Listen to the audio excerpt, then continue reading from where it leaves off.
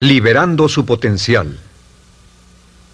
Hablando de potencial humano, ¿alguna vez se han preguntado a qué se debe la gran disparidad de resultados y desempeño entre una persona y otra? Una persona que percibe $250,000 anuales no es 10 veces más astuta ni mejor que una persona que percibe $25,000 anuales. ¿Por qué la diferencia de 10 veces sus ingresos? Y si tomamos a una persona que percibe $2,5 millones al año, ¿será esa persona 100 veces mejor, más astuta que la persona que gana $250,000? Imposible. En un estudio reciente de coeficiente intelectual probaron a 1,000 personas de una cierta población y llegaron a la conclusión de que la mejor persona entre los 1,000 solo era 2,5 veces más astuta que la persona de menor coeficiente intelectual. Solo 2,5 veces la disparidad, y tal vez eso sea con toda la población. ¿A qué supone que se debe la diferencia? Al hablar de potencial humano, llegamos a una fórmula que deduje hace algunos años. Tal vez eso lo explique un poco. La fórmula comienza con lo que llamamos AI. O sea, atributos innatos, las cualidades, la inteligencia, la habilidad, el temperamento, cosas con las que se nace que no pueden cambiarse mucho. Además de los atributos adquiridos. Estos atributos son muy importantes, son su educación, su capacitación, sus capacidades, su experiencia, conocimiento, sabiduría, etc., multiplicado por A, que es su actitud, es igual al potencial humano individual o al desempeño humano individual o resultados individuales humanos. Ahora, de estos tres, los atributos innatos se traen desde el nacimiento. Los adquiridos pueden cambiarse, pero se necesita cierto tiempo para ello, aunque a veces cambiamos muy rápidamente. Cierta información valiosa puede cambiar dramáticamente su eficacia, pero las actitudes pueden aumentarse o disminuirse dramáticamente en segundos. Cada vez que mejoramos nuestra actitud, multiplicamos todas nuestras capacidades. Una actitud ha sido llamada acertadamente el lenguaje más importante del ser humano, la palabra más importante del idioma en el humano. Todo lo que hacemos en la vida, según un estudio en Harvard entre estudiantes ejecutivos, será en un 85% de actitudes. Un 85% de su éxito estará determinado por su actitud. Eso significa que está determinado por cuán positivo o cuánta actitud mental positiva se tenga. Las personas con actitudes mentales positivas tienden a avanzar más rápidamente, se mueven hacia la cima en organizaciones valiosas, ganan más dinero, sacan más satisfacción de la vida. Una actitud mental positiva no significa que baile por las calles y arroje flores. Solo significa que tome una actitud constructiva en general o se aproxime hacia su trabajo, su vida, sus problemas, relaciones, etc. Según el informe Cox de las empresas americanas, según la revista Success, un 85% o más de todo lo que se logra se debe a la actitud. Y la pregunta es, ¿de dónde vienen las actitudes? Las actitudes vienen de las expectativas. Muy simple, ya hablamos de eso. Y una forma muy poderosa de mejorar su actitud instantáneamente es decir, aunque no lo crea, pienso que algo maravilloso va a ocurrirme hoy. Como dijimos antes, nuestras expectativas sobre los desenlaces determinan nuestra actitud. Si espera que las cosas salgan bien, tendrá una actitud positiva. Si espera que salgan mal, tendrá una actitud negativa.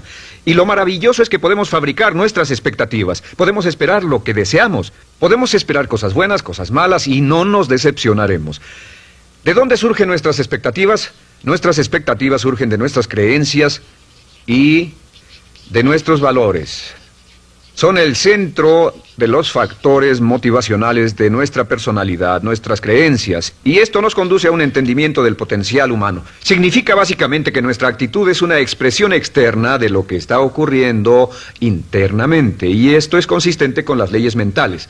Con respecto a las creencias, cada uno de nosotros tiene muchas creencias en el fondo que los psicólogos llaman los conceptos propios. El concepto propio, o su descubrimiento, es considerado por muchos como el logro único y más importante para comprender el desempeño humano en el siglo XX. Yo estoy de acuerdo. El concepto propio es como, si queremos usar una analogía militar, el centro de mando. O si queremos usar una analogía técnica, es el programa central de su computadora básica.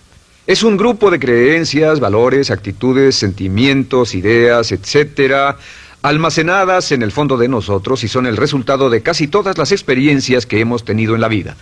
Y algunos investigadores dicen que el concepto propio comienza a formarse aún antes del nacimiento, pero el concepto propio, una vez colocado, precede, predice y determina sus niveles de eficacia y desempeño en todas las áreas de nuestra vida. El concepto propio se convierte en el centro de mando o el programa maestro. El concepto propio de este grupo de creencias determina lo que dirá, lo que hará, cómo actuará, cómo se siente y reacciona, etc. ¿Qué significa esto? Significa que todas las mejoras en su vida externa, todos los cambios en su realidad comienzan con un cambio en su concepto propio. Les voy a explicar lo que significa. Esta es una gráfica muy simple. Hablamos de potencial humano y decimos que la persona promedio usa un 10% o menos de su potencial. Según investigaciones, tal vez es mucho menos. El Instituto Stanford Brain en Santa Clara, California, estima que tal vez se aproxime a un 2%. Seremos generosos y diremos que la persona promedio usa un 10%. Significa que en los mejores casos, la mayoría, como usted o yo, no usamos un 90% de nuestro potencial. Uno de los mejores filósofos, Oliver Wendell Holmes, dice que la tragedia de la persona promedio es que llegan a la tumba con su música aún por dentro. Aún están funcionando con mucho menos de su potencial total. Y esto es el potencial humano. Sabemos que existe una relación directa entre el potencial humano y el concepto propio. Pero como nuestros conceptos propios o nuestras estimaciones de nosotros mismos generalmente son mucho menores de lo que debieran ser, nuestro nivel de desempeño y eficacia también es menor. Sabemos que nuestro concepto propio es altamente subjetivo. ¿Qué significa esto? Significa que el concepto propio, lo que pensamos que es cierto sobre nosotros mismos, no está basado en la realidad, está basado en información que hemos tomado y aceptado como cierto, hasta el grado en que creemos lo que sea de nosotros mismos y se vuelve cierto para nosotros porque actuamos de una forma consistente con ello. Algunas personas que leen sus horóscopos y creen en horóscopos predicen su futuro. Hay algunas personas que toman la crítica y las opiniones de otros a quienes ni siquiera respetan y hacen suyas esas ideas, dando un resultado muy negativo. Lo que piense, lo que acepte como cierto, se vuelve cierto para usted. También sabemos que como adultos tenemos una variedad de conceptos propios. Tenemos un concepto propio de cómo vestirnos, cuánto pesamos, lo que comemos, lo bien que podemos hablar en público, qué tipo de padres somos, qué tipo de hijos somos con nuestros padres, qué tipo de esposo o esposa somos, qué tipo de amante, de conductor. Lo interesante de manejar es que todos los hombres tienen un concepto muy positivo con respecto a esto. Las mujeres no entienden esto, pero los hombres nacen con un genio inherente para manejar. Todos los hombres son choferes excelentes. Si no lo creen, todo lo que tienen que hacer las mujeres que están viendo esto es pensar en la última vez que trataron de corregir la forma de conducir de un hombre y recordarán que no obtuvieron buenas respuestas. ¿Cómo respondemos ante alguien que desafía nuestro concepto propio, sugiriendo que no somos las personas que pensamos ser?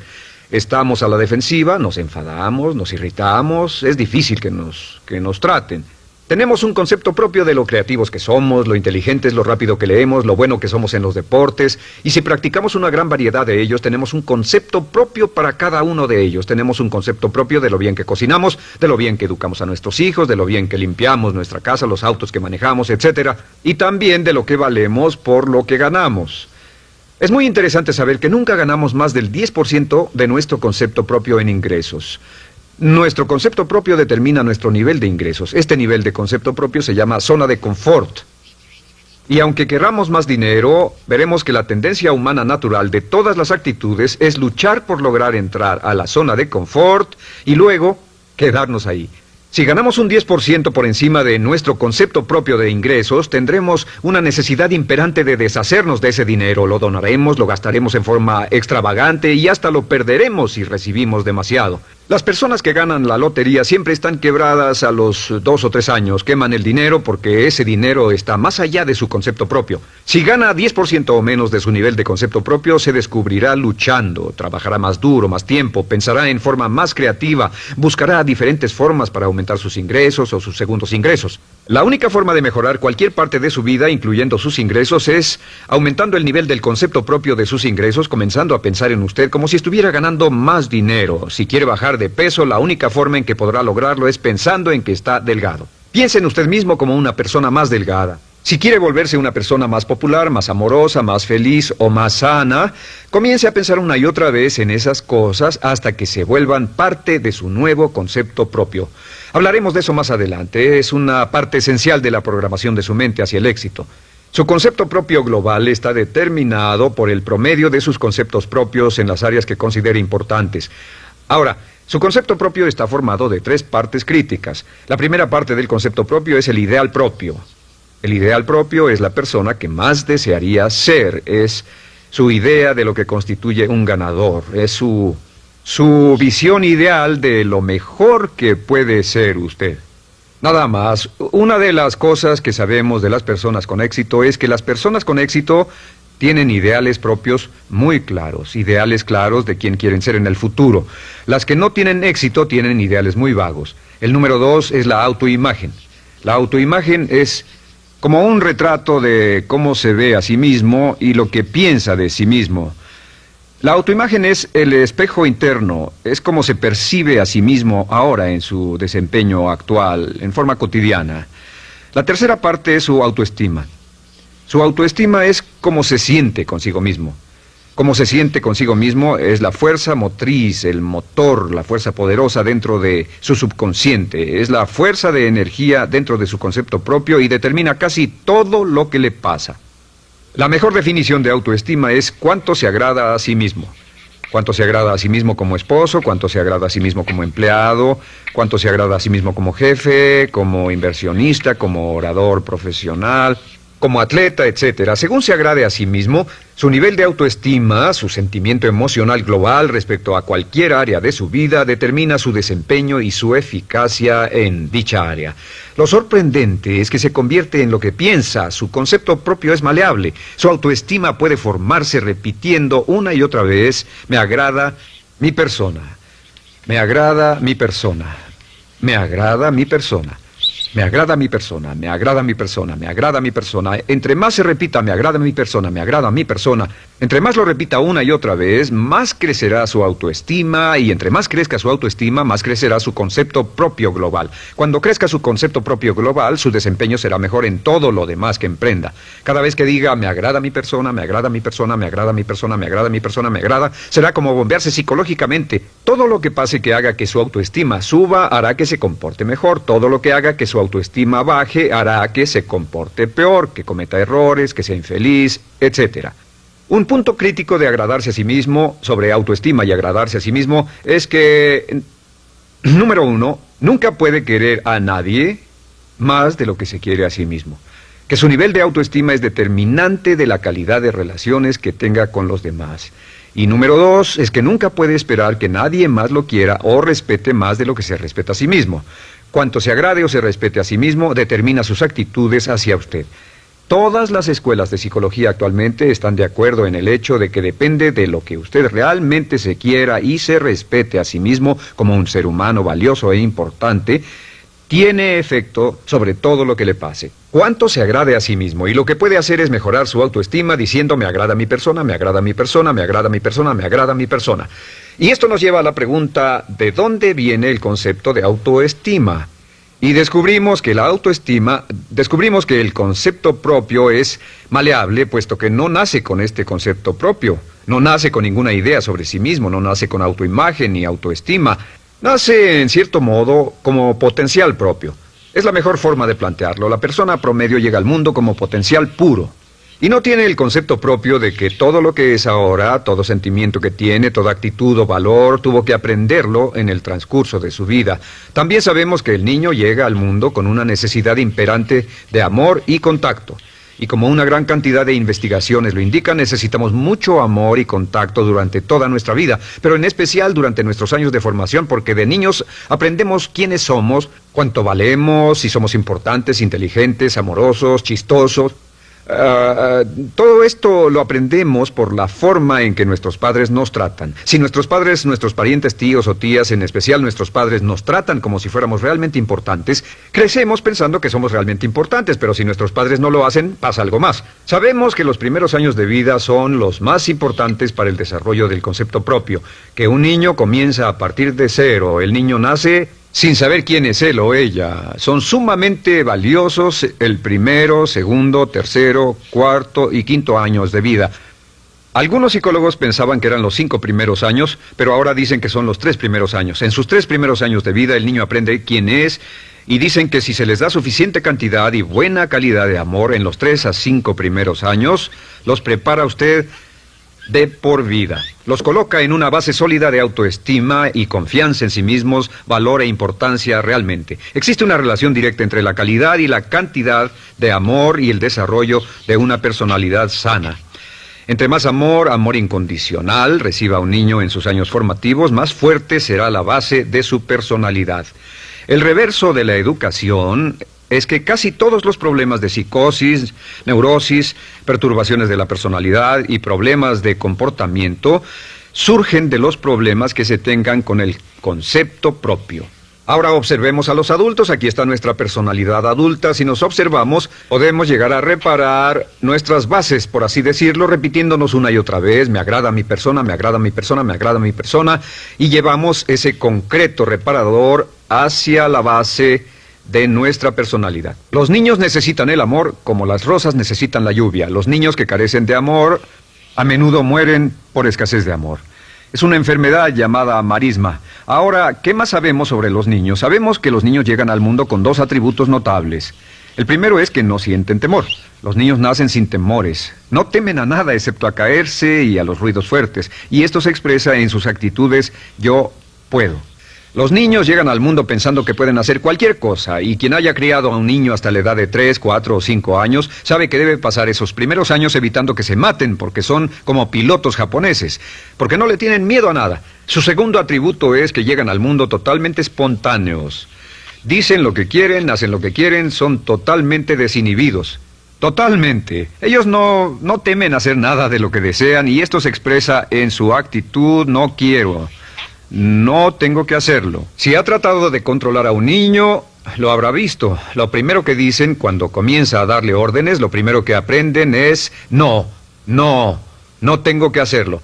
Claro, a veces cambiamos sus mentes de una u otra forma, pero estos son los dos atributos con los que los niños llegan al mundo. Llegan al mundo sin temores y desinhibidos. ¿Qué significa esto? Significa que nuestro derecho innato natural es no ser temerosos y ser desinhibidos. Y solo cuando podemos crear la misma situación en nuestra vida adulta, cuando no tememos y somos desinhibidos, nos sentimos a gusto con nosotros mismos. Las mejores organizaciones, las mejores compañías son las que crean un ambiente donde nos sentimos sin temores y sin reservas para ser nosotros mismos y para hacer lo mejor de nosotros.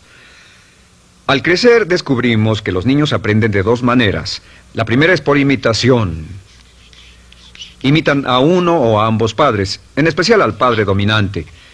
Algunas veces el padre dominante cambiará cuando crezca el niño, y a veces los niños imitan al padre, a veces a la madre, pero aprenden por imitación. Muchas características y hábitos que tenemos como adultos los aprendimos de nuestros padres. ¿Alguna vez ha tenido la oportunidad, ha tenido la ocasión de gritarle o reñirle a uno de sus hijos? Verá que le dice las mismas cosas que le dijo su padre a usted cuando era niño. Así que imitamos. A veces imitamos su caminar, a veces su forma de hablar, a veces imitamos sus valores, sus creencias, etcétera, aunque esos valores y esas creencias no tengan ningún valor. ¿Por qué? Porque nuestros padres eran así cuando nosotros éramos niños. La segunda forma en que aprendemos es pasando de la incomodidad, lo que no se siente bien, hacia la comodidad. Freud llamó a esto el principio del placer. O sea que nos movemos hacia aquello que nos hace sentir cómodos, lo que nos da placer, lo que nos hace sentir bien con nosotros. Nos movemos de la incomodidad hacia la comodidad. Así es como aprendemos a no mojar el pañal, por ejemplo. Sabemos que no es agradable caminar con popó o pipí en nuestros pañales. Vemos lo que hacen nuestros padres, vemos lo que nuestros parientes hacen y decimos: estas personas no hacen lo que yo. Así aprendemos a caminar y lo demás. Así que de la incomodidad hacia la comodidad. Durante toda nuestra vida, por cierto, así es como aprendemos. Imitamos leyendo lo que otras personas hacen, estudiando libros y en el trabajo, imitamos cuando vamos a la escuela, y hacemos lo que nos da resultados positivos, lo que nos da refuerzos positivos, y hacemos cada vez menos las cosas que nos causan incomodidad o dolor. Ahora, muy temprano en la vida, como equivocación o como resultado de una equivocación que los padres cometen en la crianza, los niños comienzan a aprender hábitos y patrones negativos. Los patrones y hábitos negativos tienen sus raíces principalmente en la crítica destructiva.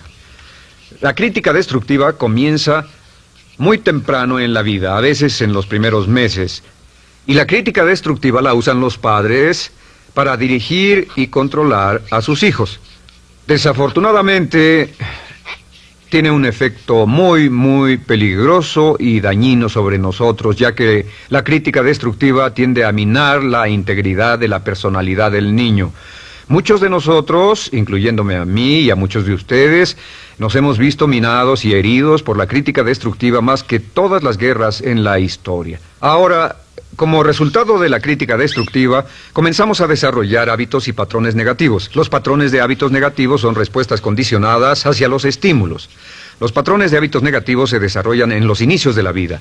Se desarrollan como resultado de una repetición del temor y el dolor una y otra vez. Se desarrollan como resultado de la crítica destructiva, el castigo físico, etc. En los inicios de la vida comenzamos a desarrollar dos manifestaciones que nos persiguen durante toda nuestra vida y más que ninguna otra cosa inhiben nuestro potencial. La primera es la llamada patrón de hábito negativo inhibido. El patrón de hábito negativo inhibido se aprende cuando al niño le dicen una y otra vez no. Aléjate de ahí, no toques eso, y se le castiga. Cuando el niño intenta algo nuevo, o se involucra con algo, o huele algo, o derrama algo, o rompe algo accidentalmente, el padre estalla y se enfada mucho. Como ven, el niño está impulsado por la curiosidad insaciable de explorar su mundo. Y lo que pasa es que cuando lo explora o se interesa y echa a perder algo, si el padre reacciona golpeando al niño, el niño comienza a pensar cada vez que intento algo nuevo, cada vez que intento algo diferente, cada vez que voy más allá de mis límites, cada vez que me salgo de mi zona de comodidad, cada vez que no juego sanamente, me golpean, me castigan, me lastiman, me envían a mi alcoba y me siento mal. Y muy pronto el niño desarrolla el sentimiento de no puedo, no puedo. No puedo. Cada vez que trato algo diferente, me castigan. No puedo, no puedo, no puedo.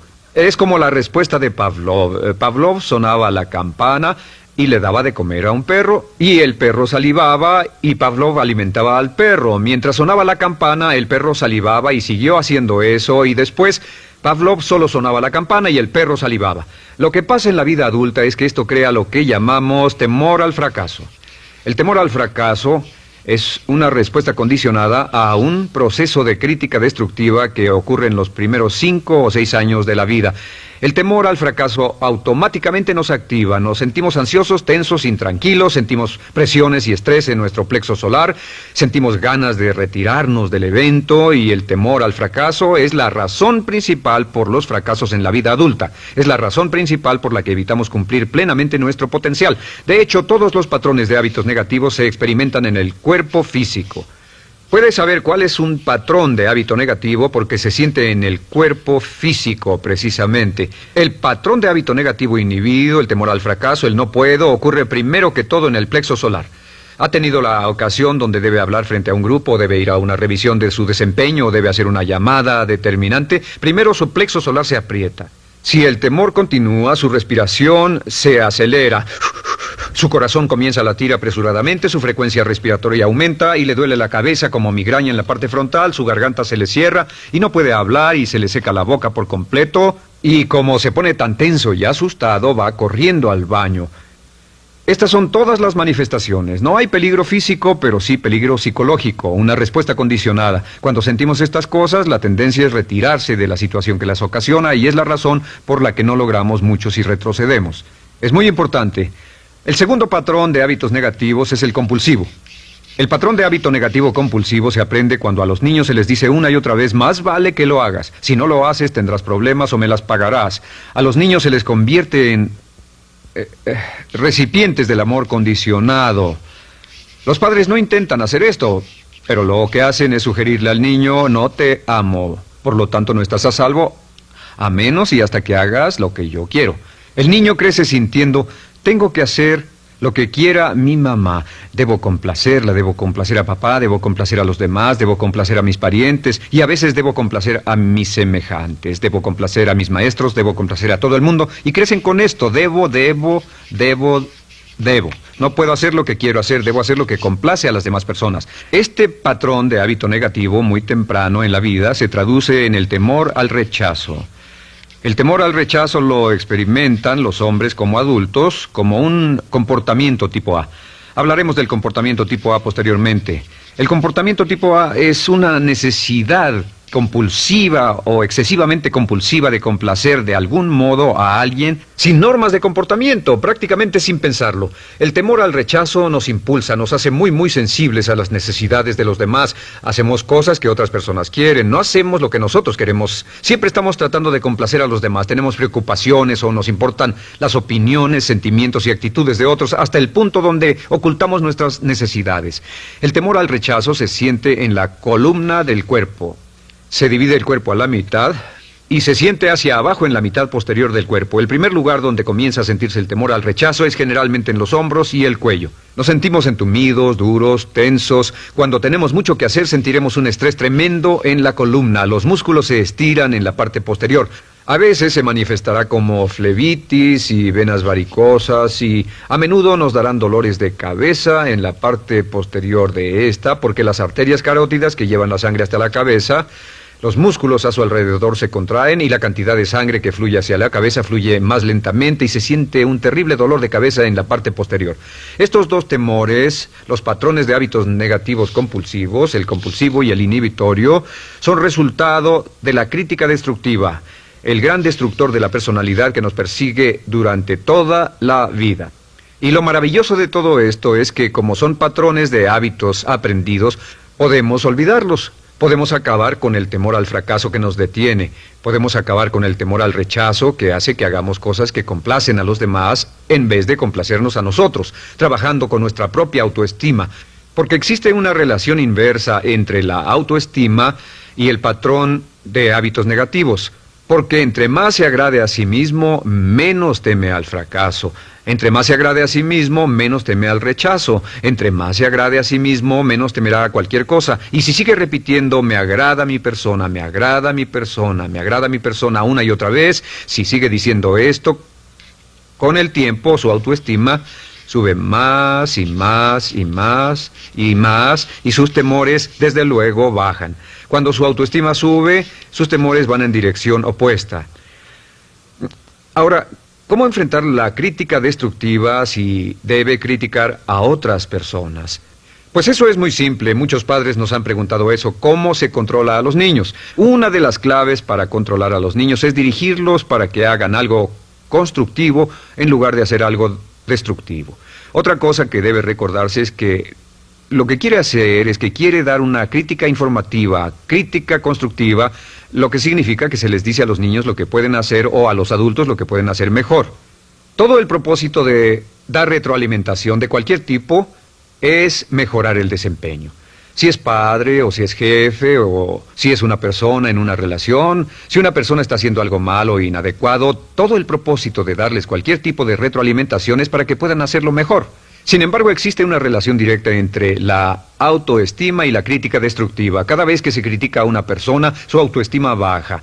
Y cada vez que su autoestima baja, su habilidad para desempeñarse baja. Si critica a una persona en forma destructiva demasiado tiempo, llegará a un punto donde no intentarán nada. Se convierte en lo que llamamos hipersensible.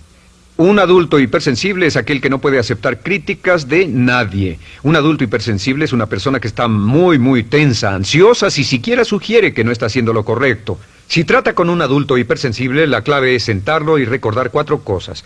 Número 1, comenzar con alabanzas. Número 2, proteja la autoestima de la persona a toda costa. Número 3, discuta el desempeño y no a la persona. Hable del comportamiento más que de la persona. Y número 4 es enfocarse hacia el futuro en vez de en el pasado. Enfóquese hacia lo que va a hacerse en forma diferente en el futuro en vez de lo que pasó en el pasado. ¿Por qué? Una razón muy simple, porque una persona no puede controlar el pasado. Al no poder controlar el pasado, cualquier crítica de lo que han hecho en el pasado les da un estrés tremendo y frustración. Así que, en resumen, la clave del éxito en la vida es una actitud mental positiva. Una actitud mental positiva se basa en expectativas de éxito, de una serie de expectativas positivas. Esa serie de expectativas positivas se basa en sus creencias y en su concepto de sí mismo. El centro de su concepto propio que determina su eficacia en la vida es su autoestima, y su autoestima se mide por cuanto se valore a sí mismo. Las dos cosas que nos frenan más que nada son el temor al fracaso y el temor al rechazo. Y uno de nuestros secretos centrales de éxito es este: Conviértase en un organismo generador de autoestima perpetua. Haga continuamente cosas para usted mismo, hacia sí mismo en su vida, que hagan que se agrade a sí mismo, que se ame, que se acepte, que se respete, que hagan que se sienta fantástico con usted mismo. Si es un jefe o un padre, no olvide que la clave para el máximo desempeño en su hogar y en su trabajo es hacer que las personas se sientan maravillosamente consigo mismas. Entre mejor se sienta consigo mismo y más se agrade, más probable será que logre que las personas a su alrededor lo quieran, lo acepten, lo respeten, se respeten.